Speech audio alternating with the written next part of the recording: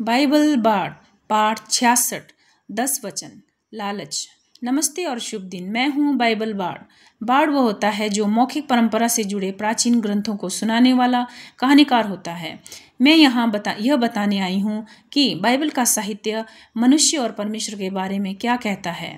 10वीं आज्ञा, लालच या ईर्ष्या। आज हम 10वीं और अंतिम आज्ञा की ओर आए हैं। बाइबल के अनुसार प्राचीन इजरायलियों ने परमेश्वर के साथ एक कानूनी समझौता, एक वाचा किया था। इस वाचा का मूल है 10 आज्ञाएं, जो निर्गमन 20 और व्यवस्था विवरण 5 में दर्ज है। इनमें से पहली 4 आज्ञाएं परमेश्वर के साथ रिश्ते पर केंद्रित है।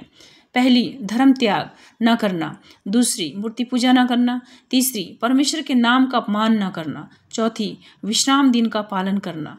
बाकी आज्ञाएं मनुष्य के आपसी संबंधों से जुड़े हैं। 5वीं, माता पिता का सम्मान।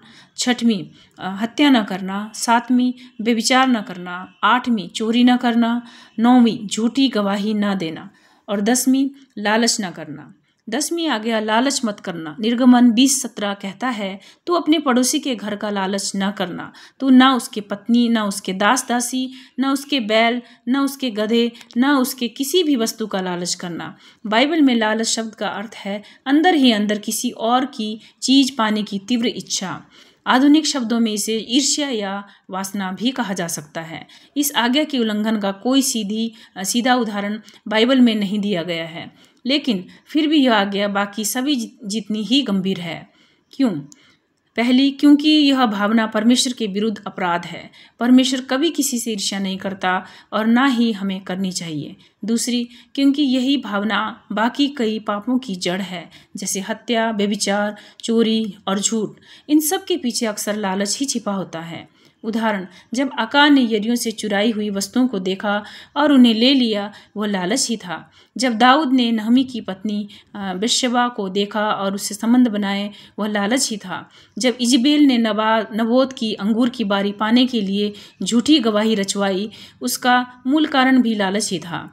और सबसे भयानक उदाहरण है न्यायों की पुस्तक में, जहाँ कुछ लोग एक यात्री को बलात्कारी मानसिकता से पकड़ना चाहते हैं ताकि उस पर अपनी शक्ति का प्रदर्शन कर सके।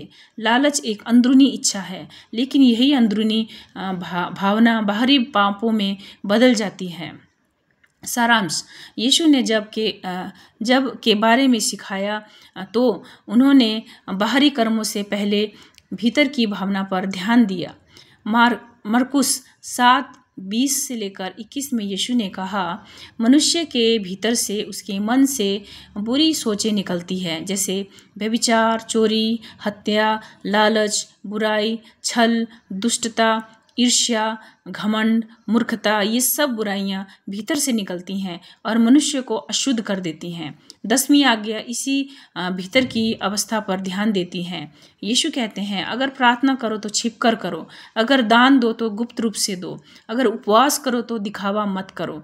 मत्ती 6 और लुका 9 में यीशु सिखाते हैं कि परमेश्वर को हमारे दिल की सच्चाई चाहिए, ना कि सिर्फ बाहरी धार्मिकता। कुलुसियों 3:12 से 14 में पौलुस कहते हैं, इसीलिए परमेश्वर के चुने हुए पवित्र और प्रिय लोगों के समान दया, भलाई, नम्रता, कोमलता और सहनशीलता को पहन लो। एक दूसरे को क्षमा करो और सबसे ऊपर प्रेम को पहन लो, जो सब कुछ पूर्ण रूप से एक करता है। यह दिलचस्प है कि पौलुस भीतरी गुणों को कपड़ों की तरह पहनने की बात करता है, यानी भीतर की सच्चाई को बाहर दर्शाओ। 10 आज्ञाएं हमें यह दिखाती है कि हम परमेश्वर से कितनी दूर हैं। हमारे मन, हमारी इच्छाएं, हमारी प्रवृत्तियां कितनी अस्थिर और भटकी हुई हैं। सही प्रतिक्रिया क्या है? हार मान जाना नहीं, बल्कि पश्चाताप करना और परमेश्वर से कहना, हे परमेश्वर, मेरा हृदय बदल दे, मुझे अपने जैसा बना दे। भजन संहिता 119 में लिखा है, तेरे वचन आश्चर्यजनक हैं, इसीलिए मैं उनका पालन करता हूँ। तेरे वचनों का प्रकाश सरल जन को बुद्धि देता है। मुझ पर कृपा कर, जैसे तू उन लोगों पर करता है जो तेरे नाम से प्रेम करते हैं। मुझ पर कोई पाप शासन ना करे।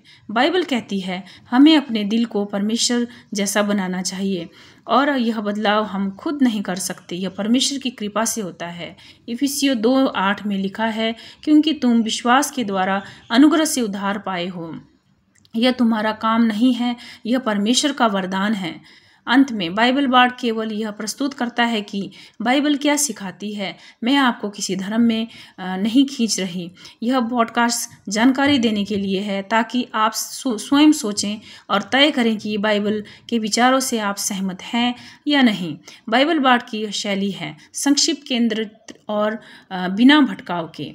ट्विटर, इंस्टाग्राम और फेसबुक पर बाइबल बाड़ को फॉलो करें।